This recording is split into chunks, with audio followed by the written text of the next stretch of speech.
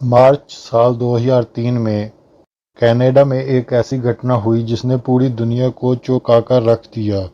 Canada के Toronto शहर में पुलिस ने एक एंड्रयू एडिसन नाम के शख्स को गिरफ्तार किया। उस आदमी को सिर्फ और सिर्फ इसलिए गिरफ्तार किया गया था क्योंकि उसे पहले ही पता होता था कि शेयर मार्केट में कौन सी कंपनी का शेयर अब अप जाने वाला है और कौन सा शेयर अब डाउन आने वाला है। आपको ये जानकर हैरानी होगी क्योंकि उस आदमी ने कुछ ही महीनों में 126 कंपनियों के शेयर खरीदे थे। और हैरानी की बात तो ये है कि उस आदमी को इस 126 कंपनी के शेयर ने केवल और केवल मुनाफा ही दिया था।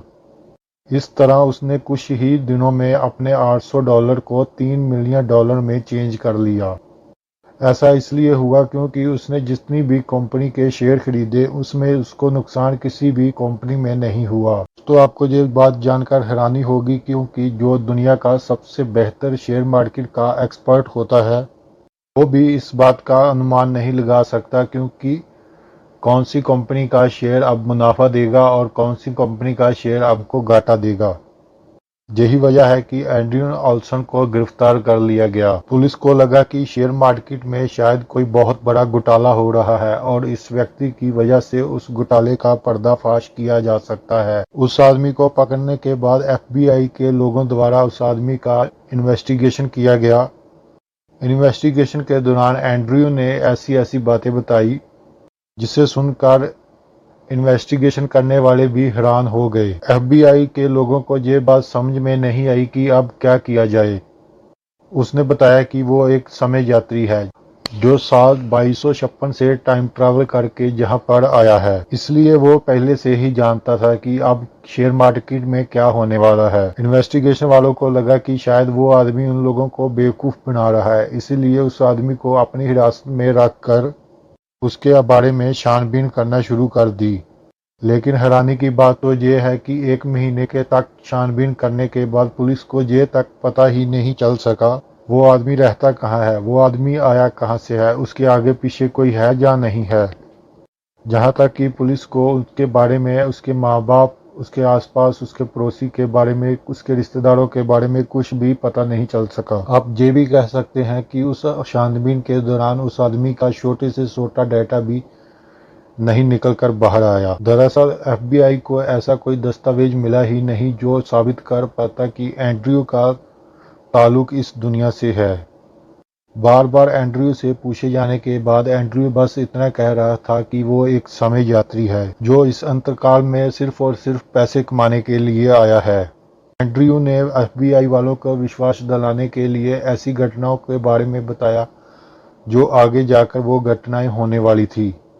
एंड्रयू ने बताया कि अगर वो उन्हें जाने दे तो वो फ्यूचर में एड्स का इलाज करने वाले तरीकों के बारे में भी बताएगा। इतना ही नहीं, एंड्रयू ने ये भी बताया कि अगर वो उन्हें छोड़ दे तो वो दुनिया के सबसे बड़े आतंकवादी को भी गिरफ्तार कराने में मदद करेगा। लेकिन टोरंटो पुलिस को कुछ भी समझ में नहीं आ रहा था कि उस आदमी के साथ क्या किया जाए। बाद में टोरंटो पुलिस ने उस आदमी को जेल में डाल दिया और उसकी जमानत की राशि $10 लाख रखी गई। पुलिस को लगा कि उसके पीछे जरूर किसी न किसी बड़े गैंग का हाथ होगा और वो उसे छुड़ाने के लिए जरूर आएंगे। फिर कुछ ही दिनों के बाद हुआ ऐसा भी। कुछ दिनों के बाद एक गुमनाम व्यक्ति ने $1 मिलियन का बॉन्ड भर कर उसको जमानत दिला दी। फिर जब एंड्रयू को कोर्ट की सुनवाई के लिए एक डेट मिली तो एंड्रयू कोर्ट में पहुंचा ही नहीं। उसके बाद पुलिस ने एंड्रयू के बारे में काफी खोजबीन की तो उनको उसके बारे में कुछ भी नहीं पता चला। फिर पुलिस ने उस अनजान व्यक्ति को ढूंढा जिसने $1 मिलियन देकर एंड्रयू की जमानत करवाई थी। फिर उस आदमी का भी कुछ भी अता पता नहीं चला। वो दोनों आदमी ऐसे गायब हो गए जैसे मानो वो इस दुनिया में कभी थे ही नहीं। आपको ये बात जानकर हैरानी होगी कि आज भी टोरंटो में एंड्रयू के खिलाफ केस चल रहा है और टोरंटो पुलिस के द्वारा आज भी उसकी खोजबीन जारी है। वहीं दूसरी तरफ कुछ लोग ऐसे भी हैं जो एंड्रयू की बात को सच मान रहे थे। उनका कहना है कि एंड्रयू ने जिस भी टाइम ट्रैवल की बात की है वो बिल्कुल ही सच है, क्योंकि टाइम ट्रैवल से जुड़ी हुई घटनाएं पहले भी ऐसे ही हो चुकी हैं। ये घटना 9 नवंबर साल 1986 की है, जब स्पेन का एक व्यक्ति अपनी कार को ड्राइव करते हुए कहीं जा रहा था। वो आदमी पेशे से तो एक इंडस्ट्रियल इंजीनियर था। वो आदमी अपने काम के सिलसिले से ही अपने शहर से 15 किलोमीटर दूर शहर डियोगे जा रहा था। वो व्यक्ति अपने शहर से कुछ ही दूर निकला था तो आगे जाकर एक बड़ा चौराहा आता है, तो उस आदमी को आगे जाकर एक गोलाकार से एक टर्न लेना था। लेकिन वो व्यक्ति जैसे ही उस गोलाकार टर्न में अपनी गाड़ी घुमाता है तो उसके साथ एक अनोखी घटना हो जाती है। टर्न लेने के बाद उस व्यक्ति ने जो देखा उसे देखकर वो काफी ज्यादा हैरान रह गया। उसने पाया कि वो एक 6 लाइन के हाईवे पर है और वो हाईवे काफी ज्यादा आधुनिक तकनीक से बनाया गया है। फिर उसने आगे पीछे देखा तो जहां तक उसकी नजर गई उसे सिर्फ अपना ये 6 लाइन हाईवे ही नजर आया। उसने देखा कि हाईवे की दोनों ओर बड़ी बड़ी ज्यादा बिल्डिंग है और सबसे बड़ी हैरानी की बात ये थी कि उसने आज से पहले ये सब चीजें पहले कभी नहीं देखी थी, क्योंकि जिस रास्ते से वो चल रहा था वो रास्ता तो बहुत ज़्यादा पतला था, क्योंकि उस रास्ते पर इतनी ज़्यादा डेवलपमेंट कभी हुई ही नहीं थी और उस रास्ते पर ऐसा कोई भी 6 लाइन हाईवे नहीं था। उसने कार से उतरकर चारों ओर देखा तो उसे लगा कि जैसे वो किसी और ही शहर में आ गया हो।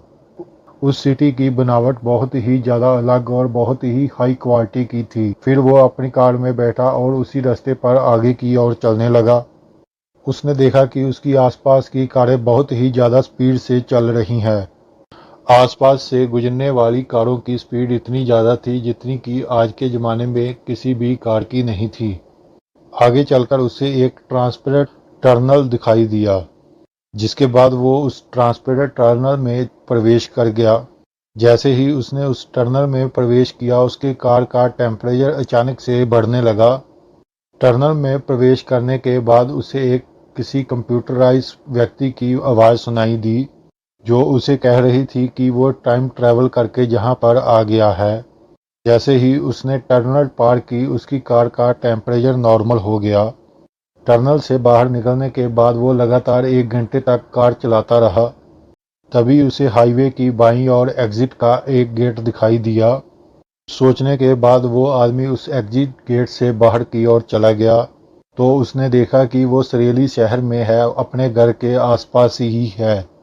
फिर उसे कुछ समझ में नहीं आ रहा था कि ये अचानक से क्या हो गया। जब उसने अपनी कार का मीटर देखा तो वो हैरान रह गया। उसने देखा कि वो अपने घर पर है, लेकिन फिर भी उसकी गाड़ी 150 किलोमीटर लंबी यात्रा कर चुकी थी। उससे भी अधिक हैरानी वाली बात यह है कि वो जिस शहर के लिए निकला था उस शहर की दूरी मात्र 15 किलोमीटर की थी। अगले दिन वो व्यक्ति फिर उसी रास्ते से अपने ऑफिस के लिए गया, लेकिन इस बार उसे वो 6 लाइन हाईवे दिखाई नहीं दिया। लेकिन फिर उसने ऐसा लगातार कई दिनों तक किया, फिर उसे कई दिनों के बाद भी कोई हाईवे दिखाई नहीं दिया। लेकिन फिर उसने इसके बारे में कई लोगों से पूछताछ की। उन लोगों ने भी यही बताया कि ऐसा कोई रास्ता है ही नहीं। इस घटना के 4 साल बाद कुछ ऐसा हुआ कि उस व्यक्ति को हैरान कर कर रख दिया। वो जिस रास्ते से जाता था वहां पर 6 लाइन हाईवे बनना शुरू हो गया। लेकिन फिर उसे शायद समझ में आया कि वो शायद टाइम स्लिप करके भविष्य में पहुंच गया था। यही वजह है कि उसे उस पतले से रास्ते पर भी 6 लाइन हाईवे नजर आया था। तो दोस्तों, आपके साथ भी कभी ना कभी ऐसा जरूर हुआ होगा। जब आप किसी नई जगह पर जाते हैं और किसी नई चीज को देखते हैं तो आपको लगता है ना कि आप जहां पर पहले आ चुके हैं, या फिर आपने ये चीज पहले देखी हुई है। आपके साथ कोई घटना होती है, आपको लगता है कि यही घटना पहले भी मेरे साथ हो चुकी है। रास्ते में चलते हुए आपको कोई अनजान व्यक्ति दिखाई देता है, आपको लगता है कि आप उस व्यक्ति से पहले भी मिल चुके हैं। यकीनन आप लोगों को कभी ना कभी ऐसा कुछ महसूस जरूर हुआ होगा। दरअसल ये हमारे ब्रह्मांड में होने वाले टाइम स्लिप की वजह से होता है। आसान भाषा में ये आप समझ सकते हैं कि ये हमारे ब्रह्मांड में होने वाला एक छोटा सा एरर है। दोस्तों, आपने पहले भी टाइम ट्रैवल के बारे में ऐसी ही कई वीडियो को देखा होगा। और दोस्तों, अगर आप ऐसी ही कुछ और टाइम ट्रैवल की घटनाओं के बारे में जानना चाहते हैं तो मैंने नीचे एक लिंक डाला हुआ है, तो आप उस पर भी क्लिक करके और भी घटनाओं के बारे में जान सकते हैं। अगर ये वीडियो आपको अच्छी लगी है तो प्लीज़ लाइक, कमेंट और शेयर ज़रूर कर देना। मैं ऐसी ही वीडियो लेकर आता रहता हूँ, तो मिलते हैं नई वीडियो के साथ।